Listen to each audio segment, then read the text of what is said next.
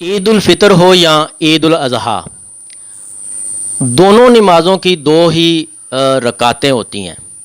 ان کو پڑھنے کا طریقہ کیا ہے؟ عید الفطر ہو یا عید الاضحیٰ، ان میں تکبیرات کتنی ہیں؟ 12 تکبیرات ہوں گی۔ چاہے عید الفطر ہو، اس میں بھی 12 تکبیرات پڑھنی ہیں، کہنی ہیں، کہی جائیں گی، یا عید الاضحیٰ ہو تب بھی 12، عید الفطر ہو تب بھی، عید الاضحیٰ ہو تب بھی۔ موطا امام مالک میں ہے اور سنن ابو داؤد میں بھی موجود ہے۔ 7 تکبیرات سورۃ الفاتحہ سے پہلی رکعت میں پڑھنی اور کہنی ہے، یعنی نماز میں داخل ہونے والی تکبیر، یعنی تکبیر اولیٰ جس کو کہتے ہیں۔ اس کے علاوہ 7 تکبیرات کہنی ہیں، اور دوسری رکعت کے لیے جب اٹھتے ہیں تو تکبیر کہہ کے اٹھتے ہیں، اللہ اکبر کہہ کے اٹھتے ہیں۔ اس تکبیر کے علاوہ 5 تکبیرات کہی جائیں گی، 5 تکبیریں پڑھنی ہیں۔ اب آئیں اس طرف کہ تکبیرات کے ٹائم جب اللہ اکبر کہنا ہے، اللہ اکبر تکبیرات جب پڑھنی ہے تو اس ٹائم ہاتھ اٹھانے ہیں کہ نہیں؟ کیونکہ یہ بہت بڑا ایشو کھڑا ہو جاتا ہے۔ مختلف احباب جو ہیں وہ علماء کرام سے، حفظاء سے، قاری کرام سے، دین والوں سے، علم والوں سے سوالات کرتے ہیں کہ جی جب اللہ اکبر تکبیرات پڑھی جاتی ہیں، اس ٹائم ہم اپنے ہاتھوں کو کانوں تک اٹھائیں یا نہ اٹھائیں، کیا بہتر ہے؟ تو یہ سوال جو ہے کیا جاتا ہے۔ تو پیارے بھائی، ہر تکبیر کے ساتھ ہاتھ کانوں تک اٹھانا سنت نبوی صلی اللہ علیہ وسلم ہے، اور ثابت ہے۔ اس کی دلیل سنن ابو داؤد میں 722 نمبر حدیث ہے، اور مسند احمد میں بھی ہے۔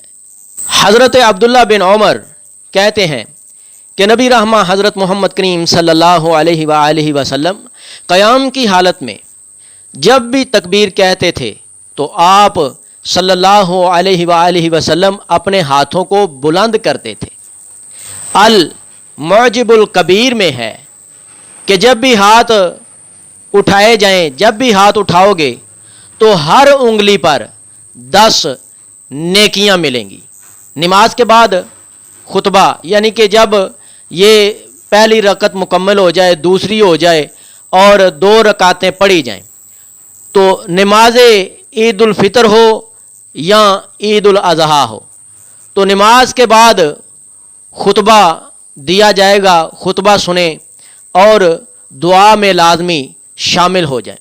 عورتوں کے لیے نبی رحمہ حضرت محمد کریم صلی اللہ علیہ وسلم نے فرمایا ہے کہ عورتیں عیدگاہ میں لازمی جائیں اور عید کی نماز پڑھیں۔ یہاں تک کہ آپ صلی اللہ علیہ وسلم نے فرمایا کہ حیض والی جو عورتیں ہیں، جن کو ماہواری آئی ہوئی ہے، ناپاک جو ہیں، وہ بھی عیدگاہ کی طرف جائیں، لیکن نماز والی جگہ سے علیحدہ ہو کے بیٹھیں۔ جب امام صاحب نماز پڑھا چکیں، خطبہ ارشاد فرما چکیں اور دعا والا جو وقت ہے وہ شروع ہو جائے، جب امام صاحب دعا کے لیے اپنے ہاتھ اٹھائیں تو وہ عورتیں جو ناپاکی کی حالت میں علیحدہ بیٹھی ہوئی ہیں وہ دعا میں شامل ہو جائیں اور آمین آمین کہتی رہیں، دعا میں شامل ہو کے دعا کرتی رہیں۔ عید الفطر کا موقع جب ہوتا تو آپ صلی اللہ علیہ وآلہ وسلم تا کھجوریں گھر سے تناول فرما کے نکلتے، 3 کھجوریں، 5 کھجوریں، 7 کھجوریں، اور 3 کھجوروں کا زیادہ بیان کیا جاتا ہے، یعنی کہ آپ صلی اللہ علیہ وآلہ وسلم گھر سے 3 کھجوریں کھا کے نکلتے۔ اگر کسی کے پاس کھجوریں میسر نہ ہوں تو وہ کوئی میٹھی چیز جو ہے وہ تناول کر کے کھا کے تو پھر عیدگاہ کی طرف جائے۔ اور عید الاضحیٰ جس کو بڑی عید کہتے ہیں، गोश्त वाली ईद कहते हैं।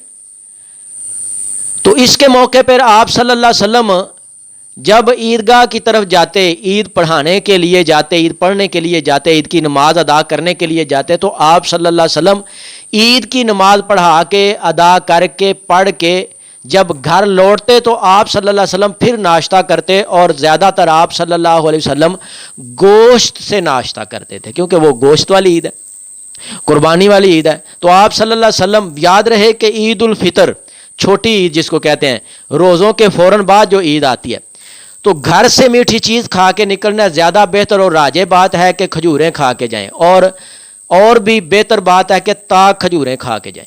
और अगर खजूरें मुयसर ना हो तो फिर कोई सी भी मीठी चीज़ खा के फिर ईद की नमाज अदा करने के लिए ईदगाह की तरफ जाया जाए।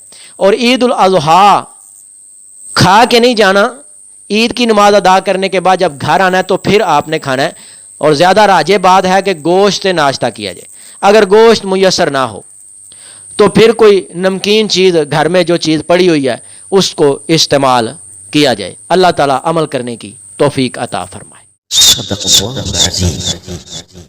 अगर आपको इस वीडियो से दीनी फायदा हुआ है तो हक बनता है कि आप इस इस्लामी चैनल को लाजमी सब्सक्राइब कर दें, लाइक करें और कमेंट में अपने ख्याल का इजहार करना मत भूलें।